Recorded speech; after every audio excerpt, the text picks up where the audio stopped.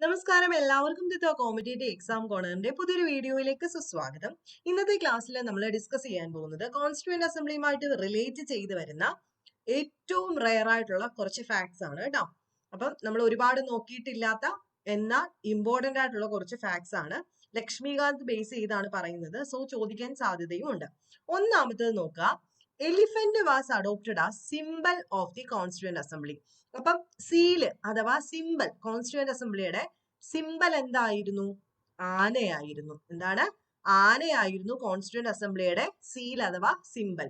രണ്ട്, sir B N Rau was appointed as the constitutional adviser to the constituent assembly.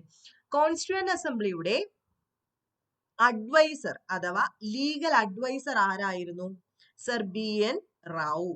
Sir B N Rau was appointed as the constitutional adviser അല്ലെങ്കിൽ legal adviser ആയിരുന്നു എന്തിന്റെ? Constituent അസംബ്ലിയുടെ. അടുത്തത് secretary ആരായിരുന്നു എന്ന് ചോദിക്കാം. കോൺസ്റ്റിറ്റ്യൂവന്റ് അസംബ്ലിയുടെ സെക്രട്ടറി ആയിരുന്നു HVR അയ്യങ്കാർ. ആരായിരുന്നു സെക്രട്ടറി കോൺസ്റ്റിറ്റ്യൂവന്റ് അസംബ്ലിയുടെ? HVR അയ്യങ്കാർ. അടുത്തത് SN Mukherjee was the chief draftsman of the constitution in the constituent assembly. അപ്പൊ ചീഫ് ഡ്രാഫ്റ്റ്മാൻ ആരായിരുന്നു കോൺസ്റ്റിറ്റ്യൂവന്റ് അസംബ്ലിയുടേത്? SN മുഖർജി ആയിരുന്നു. ദെൻ നമുക്ക് എല്ലാവർക്കും അറിയാം, Prem Behari Narain Raizada was the calligrapher of the Indian constitution. ഒരുപാട് വട്ടം ചോദിച്ചിട്ടുണ്ട് പ്രേം ബിഹാരി നരൈൻ.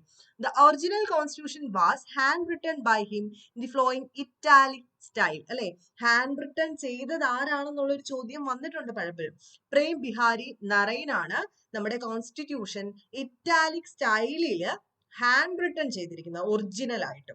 അടുത്തത്, the original version was beautified and decorated by artist from Shantiniketan including Nandalal Bose and Beohar Ram Manohar Sinha. ഇനി ഈ ഒരു ഒറിജിനൽ വേർഷനെ കുറച്ചുകൂടെ ബ്യൂട്ടിഫൈഡ് ആക്കാനും ഡെക്കറേറ്റ് ഒക്കെ ചെയ്തത് ആരൊക്കെയാണ്? നമ്മുടെ നന്ദലാൽ ബോസും ബിയോഹർ റാം മനോഹർ സിൻഹയും കൂടെ ചേർന്നിട്ടാണ്. അപ്പൊ ഹാൻഡ് റിട്ടൺ ചെയ്തത് ആരാണ്? പ്രേം ബിഹാരി നരൈൻ. കുറച്ചുകൂടെ ബ്യൂട്ടിഫൈഡ് ഡെക്കറേറ്റഡ് ആക്കിയത് ആരാ ഈ ഒറിജിനൽ വേർഷനെ? നന്ദലാൽ ബോസും ബിയോഹർ റാം മനോഹർ സിൻഹയും. Beohar Ram Manohar Sinha illuminated, beautified and ornamented the original preamble calligraphed by Prem Behari Narain. അപ്പം ബിയോഹർ റാം മനോഹർ സിൻഹയാണ് ഇലുമിനേറ്റ് ചെയ്യില്ലേ നമ്മള്, അത് ബ്യൂട്ടിഫൈഡ് ചെയ്തു, ഓർണമെന്റഡ് ആക്കിയൊക്കെ മാറ്റിയത് ഒറിജിനൽ പ്രിയാമ്പിളിനെ. ഒറിജിനൽ പ്രിയാമ്പിൾ അത് മാറ്റിയത് ആരാണ്? ബിയോഹർ റാം മനോഹർ സിൻഹയാണ്. The calligraphy of the Hindi version of the original constitution was done by Vasant Krishnan Vaidya and elegantly decorated and illuminated by Nandalal Bose. Hindi version ഉണ്ടോ എന്ന് ചോദിക്കുന്നവർക്ക്, ഹിന്ദി വേർഷൻ നമുക്ക് കണ്ടിട്ടുണ്ട് അല്ലെ. അപ്പൊ ഹിന്ദി വേർഷനുമായിട്ട് റിലേറ്റ് ചെയ്ത് ചോദ്യം വരുവാണെങ്കിൽ എങ്ങനെയാണ് ഹിന്ദി വേർഷനിലേക്ക് ഇത് മാറ്റിയത്, അമെന്റ്മെന്റ് എന്തെങ്കിലും ഉണ്ടായിരുന്നോ എന്നൊക്കെ ചോദിക്കാൻ സാധ്യതയുണ്ട്. നെക്സ്റ്റ് നമുക്ക് അത് പറയാം. അപ്പൊ ഹിന്ദി വേർഷനിലെ കാലിഗ്രഫി എന്ന് പറയുന്നത് ചെയ്തിരിക്കുന്ന വസന്ത് കൃഷ്ണ വൈദ്യയാണ് എഴുതിയിരിക്കുന്നത്. അത് ഇലുമിനേറ്റഡും ഡെക്കറേറ്റഡും ഒക്കെ ചെയ്തിരിക്കുന്നത് നന്ദലാൽ ബോസ് ആണ്.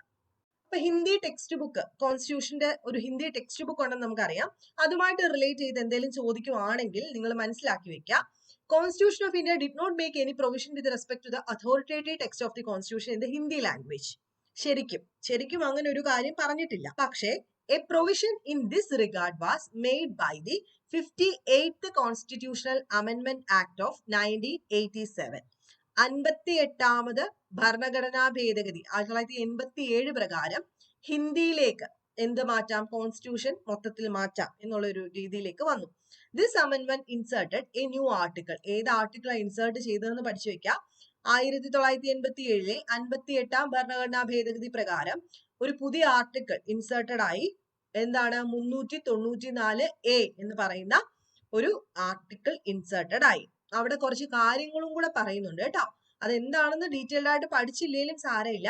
അതായത് the translation of the constitution in Hindi language, the modification which are necessary to bring it in the conformity with the language, style and terminology adopted in the authoritative text of the central act in the Hindi can be made.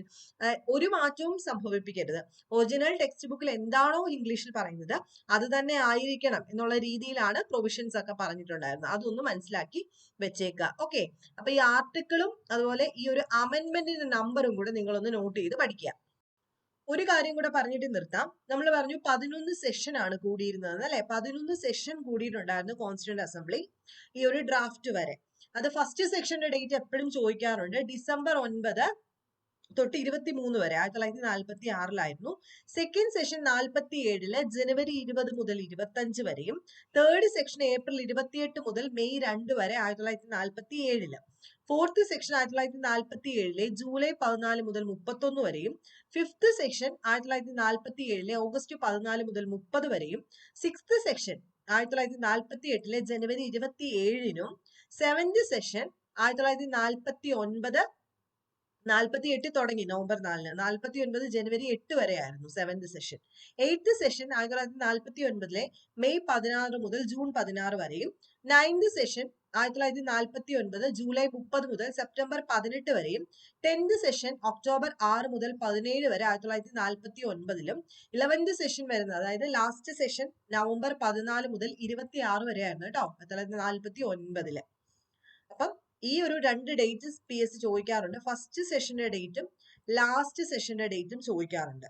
അതുപോലെ ഒരു point കൂടെ ഉണ്ട്. Assembly met once again on January 24, 1950 when the members appended their signature to the constitution. ഏറ്റവും അവസാനം കൂടിയത് 11th സെഷനിൽ constitution എല്ലാം തയ്യാറായി. അതിനുശേഷം ഇവർ ഒരു വട്ടവും കൂടെ കൂടി. അതായത് അസംബ്ലി ഒരു വട്ടവും കൂടെ കൂടിയിട്ടുണ്ടായിരുന്നു. ജനുവരി 24 1950 കൂടിയത്. When the members appended their signature കോൺസ്റ്റിറ്റ്യൂഷന് വേണ്ടിയിട്ട് മെമ്പേഴ്സ് ഒപ്പിട്ടില്ലേ അവസാനം ഉണ്ടായിരുന്നവരെല്ലാം കൂടെ, അന്നാണ് ഇവർ അവസാനമായിട്ട് കൂടിയത്. അപ്പൊ 11 സെഷന്റെ ഡേറ്റ് ചോദിക്കുമ്പോൾ 11ാമത്തെ സെഷൻ 49 കഴിഞ്ഞു. പക്ഷെ ഇവർ ഒപ്പിടാൻ വേണ്ടിയിട്ട് കൂടിയ ഡേറ്റ് എന്നാ 50 ജനുവരി 24 26 വരുന്നത്. 24 ഇവരെല്ലാം ഒപ്പുവെച്ചു. ഓക്കെ ആണല്ലോ. അപ്പൊ നെക്സ്റ്റ് വീഡിയോയിൽ ബാക്കി നോക്കാം. ഇതൊരു ക്വിക്ക് റിവിഷൻ ആണ്. മാക്സിമം നിങ്ങൾ യൂട്ടിലൈസ് ചെയ്യുക. ഈ ടെക്സ്റ്റിൽ നിന്നൊക്കെ തന്നെ ആയിരിക്കും കോൺസ്റ്റിറ്റ്യൂഷന്റെ മിക്ക ചോദ്യങ്ങളും മിക്ക ചോദ്യമല്ല മൊത്തം ചോദ്യങ്ങൾ വരാൻ പോകുന്നത്. അതുകൊണ്ട് ഇതൊക്കെ ഒന്ന് പ്രയോജനപ്പെടുത്തിയിട്ട് പോവാം. നെക്സ്റ്റ് വീഡിയോയിൽ കാണാം. ബൈ.